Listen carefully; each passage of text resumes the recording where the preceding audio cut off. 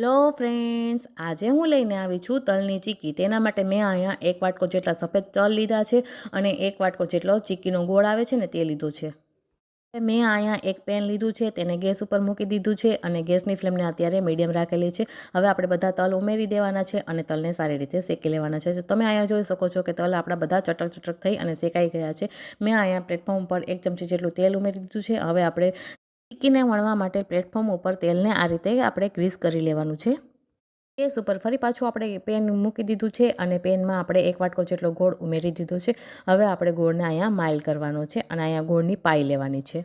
હવે આમ જુઓ, ગોળ આપણો બધો પીગળી ગયો છે એટલે મેં અહીંયા 1 ચમચી જેટલી ખાંડ ઉમેરી દીધી છે, જેથી કરીને આપણી ચીક્કી ખાવામાં ક્રિસ્પી બને।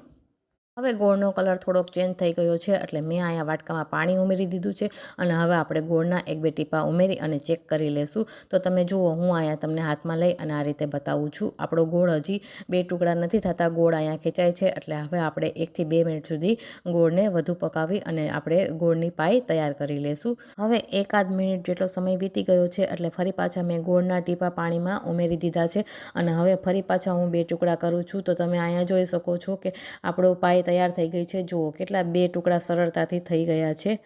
હવે પાઈ તૈયાર થઈ ગઈ છે એટલે મેં અહીંયા 1/4 ટેબલસ્પૂન જેટલો ખાવાનો સોડા ઉમેરી દીધો છે, જેથી કરીને આપણો ચીક્કીનો કલર સરસ આવી જાય।